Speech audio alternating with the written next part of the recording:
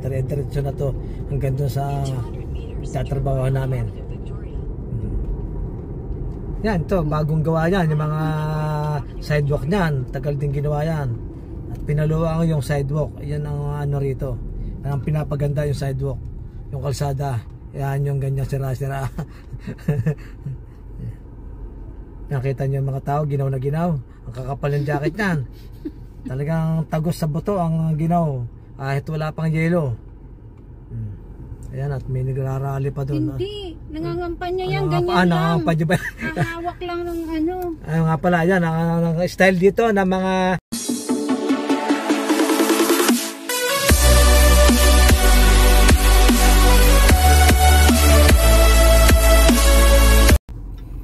Hello everyone, magandang tanghali sa ating lahat dito sa Montreal at magandang umaga dyan sa Pilipinas. Ito mga pare ko, at kahit linggo, ito ratsada pa rin kami ngayon at nagawa pa rin ako kahit paano ng ating OB braso de Mercedes at na-pick up na.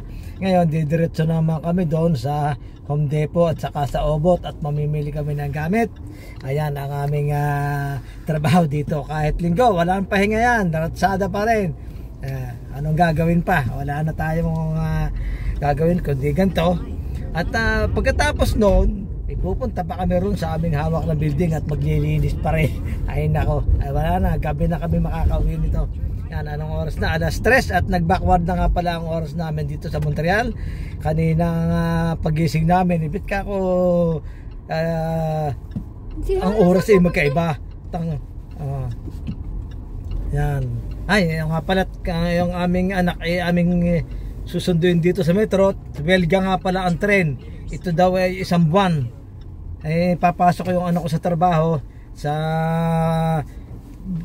Bros Pizza. Eh di malayo-layo pa. Ay walang masakyan sa tren.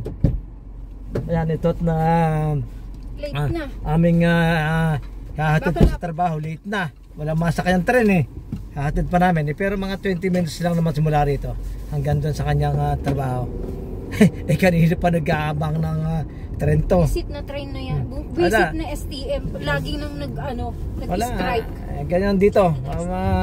Pasama ng pasama ang mga ano dito sa Montreal. Mga tren, bus. Hindi magandang patakaran ng City Hall dito. Ang gobyerno rito sa Montreal. Palibas eh nag-aaway sila. Nasa tapat, wala pa din sa amin. Nag-aaway sila rito kasi isang Pranses, isang English. Yung English gustong alisin ng Pranses, yung Pranses gustong alisin ng English. Magsilayas kayo riyan, mga Pilipino ang ilagay nyo riyan. Kami na lang ang mamamahala dito sa Montreal, ayos pa.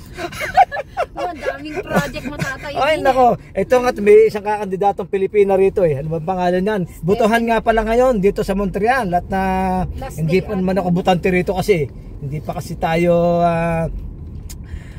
nagiging citizen at malapit na pala at itong November baka dumating na. Ako'y tawagan at ako'y papirmahin na doon sa at yan, nakakatawa nga rito at mga Pilipino na talagang sasakupin na ito ng Pilipino balang araw sa Montreal. Kisa naman Indian. Kisa naman Indian. Nabasa ko nga ron sa Facebook kung ikaw daw papipiliin saang bansa mo gustong pumunta, yung mga taga rito sa Montreal may sumagot dito taga Montreal sa India ika. Bakit? Kasi daw lahat ng India nandito na. sa karamihan ng Indiano nagpupunta rito, wala na ata natitira sa kanya, napunta rito, kaya mga taga Montreal lilipat daw sa India. Ay nakakatawa. Talaga namang may mga tindahan dito, mga negosyo ng mga Indiano, dami. Kaya pagsakay mo ng bus dito, magpasa ka ng bulak sa ilong. Talaga naman. Pagka hindi mo ko kaya na sikmura mo yung angs nila, patay ka rin. Ay nako. Tapos meron uling isang joke. Talagang daw mabagsik na ang mga kilikili ng mga Indiano sa kumpanya pinaligo, ayun, walang empleyadong nagsipasok kalahati. Bakit? Nagkasakit nung pinaligo. Hindi talaga naliligo. Baka yan eh. Ako pala kaya. Talaga namang ang putok ikay naman ay. Talagang pagkasama nasa tren talaga ay nakatabi ko yan. Nako ay kasama. Talaga namang ay gumuguhit eh. Talo pa ang jet. Mga dinaanan talagang gumuguhit. Kahit na nakasalubong mo, abay, yung pinanggalingan niya amoy mo. Oh, wala. Ito, nandito tayo sa Along Victoria traffic. Ayan. Yung sitwasyon dito. At malamig na. Ano ba ang weather ngayon? Pwede idadaan mo yung paluwagan natin? Baka mamaya na. Mamaya na. Yan. At may paluwagan kasi kami dito na Pilipino ang mahawak. Dinadala namin ito weekly. Paluwagan ng mga ating kababayan Pilipino. Yan. Mahilig din dito mga magpaluwagan eh. Marami dito nagpapaluwagan. Yung iba naman masama. O nagkakatakasan. Pasiki pa lang nayayari, hindi paluwagan.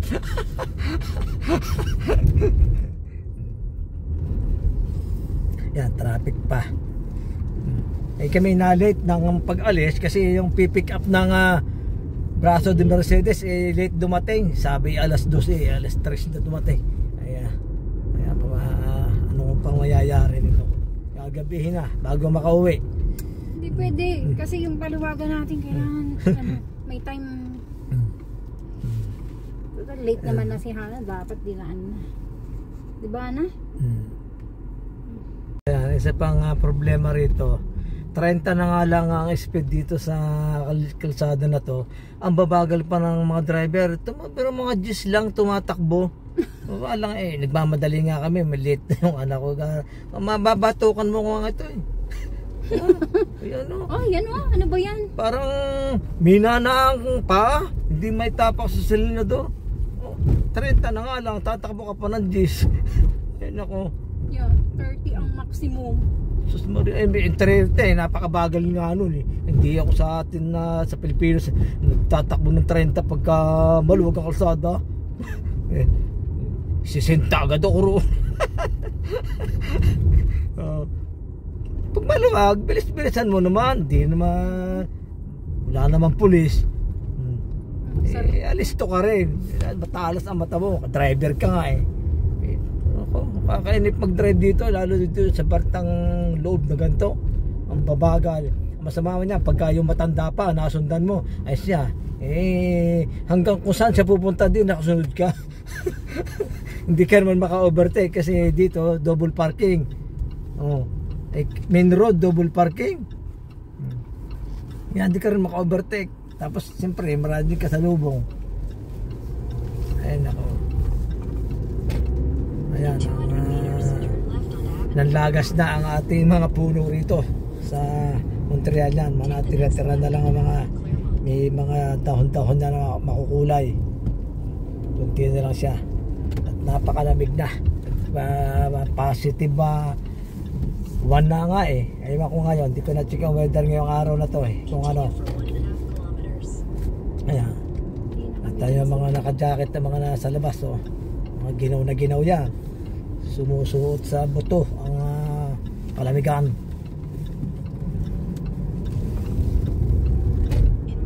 Yan, at dahil alas 4 na na-cancel na nga aming pagpunta ron sa isang tindahan ng mga gamit namin. Alas 4. Backward ng oras. Pero ito dapat alas 3 pa lang nag-backward ng oras nga. Yan, alas 4 na. Ngayon pagkagantong taglamig, kahit na alas 5 pa lang madilim na. Ganun dito sa Montreal pagka yung winter. Pag summer naman maliwanag pa alas 9 na. Yan. Ayan na. Yan, para tatandaan nyo yan. Para pagpunta nyo rito, handa na kayo. Handaan nyo ba kayo magpunta ng Canada? Dito sa Canada masarap lang pakinggan pag nandyan sa Pilipinas. Pero pag nandito na, ganito pala.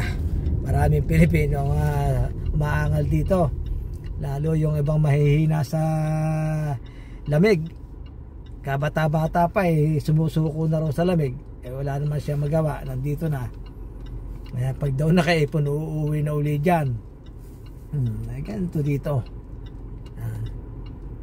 Less stress pa lang. At malapit na kami dun sa trabaho ng anak ko.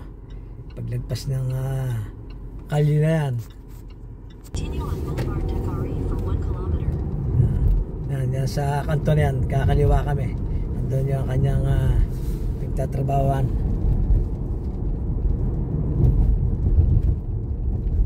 Alauna pa ata ang labas nito. Mamaya susunduin pa rin namin kasi nga walang tren, walang bus. May maglalakad 1 oras. Kawawa naman. Wala na mangyayari dito sa mga bus at tren to. Parati ng Wilga.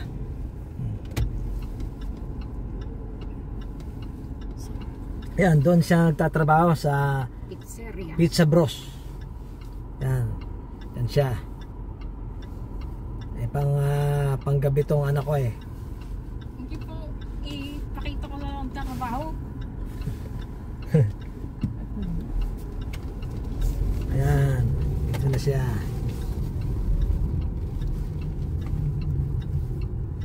In 400 meters, turn right on Avenue Claremont. Ayan na kanyang pinagtatrabahohan. Pizza Bros.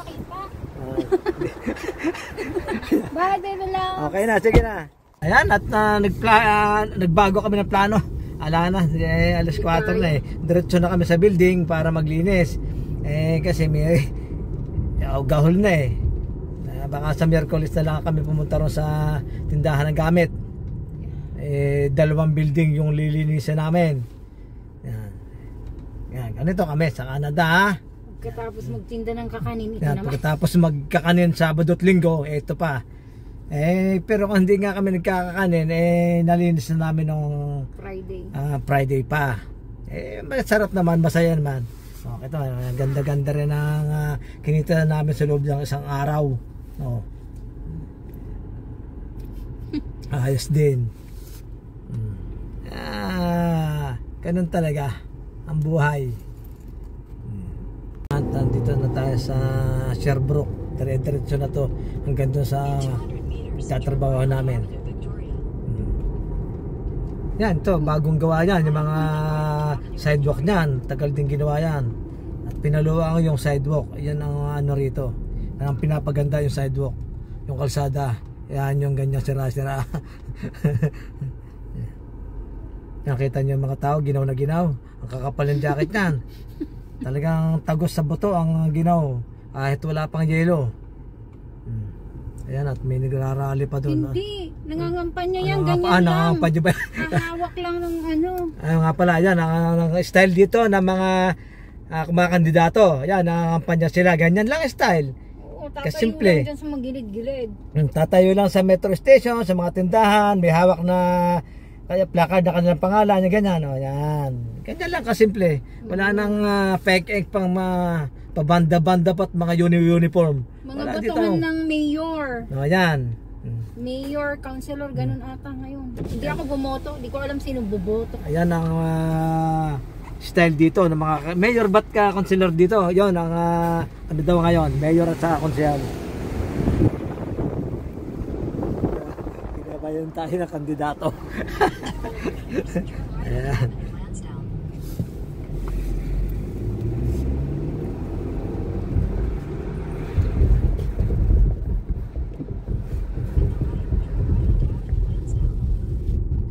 Sa panang daan dito, kita nyo, biyak-biyak kayang kalsada. Bako-bako. Sana yung mayor naman ng Westmount Yan. na manalo, ito ang priority niya. Yan. Sa bagay, hindi yata nila sako. Nakita nyo ang mga kalsada rito. Yan ang reklamo namin dito. Itong Westmount ay lugar to ng mga mayayaman tao dito. Mga negosyante, laki-laki na binabayaran nila sa tax. Ang kalsada nila ganyan. Oh, nako, grabe. Ang Westmount nga, ang pinakamalala, baligtad eh. Ayan, kita nyo, naririnig nyo. Kaya pag sira ang shock absorber nyo rito, parang makakalas yung kanyang sasakyan. Yan, kita nyo. Ganito rito ang kalye. Napakasama. Yan ang pintas ko rito sa Montreal. Yan o, kala mo'y nasa baryo ka. Kahit naman yung ibang dumadayo dito, mga Toronto, taga Vancouver, yun ang ano dito reklamo. Bet ganyan ang kalsada nyo. Sira-sira. Tapos yung street nyo pa dadagdagan, hindi mabasa. Kasi mga Pranse. Ang lilit ng sulat, ayun o. Kasi minsan may mga words dito, malayo pa din na pinabasa mo hanggang sa kalagpas niya, hindi mo naman nabasa. Kaya sabi ng mga driver na galing Toronto, ayaw ko mag-drive dyan, hindi ko mabasa yung street. Talaga, Pranse, pinaghalo-halo yung letra ng A, E, O, O. Hindi mo mabasa, iniisip mo pa kung paano babasahin nakalagpas ka na. Yan, kaya ganun dito sa Montreal. Kaya nakakatawa. Masayang nakakayamot. Madaming stress dito yung taga rito nga daw na Pranse na mismo yun tatrabaho doon sa building na pinagtatrabaho ng asawa ko. Minsan sa kanya siya, hindi niya dinadala, na-stress daw siya. Dahil sa sama na kalsada. Nagko-commute na lang siya. Ay nako, talaga naman pagka wala. Tulog na tong dalawang to. At malapit-lapit na kami. 2 minutes na lang, wala pa. Hanggang na kami. Dito na kami sa building na yan.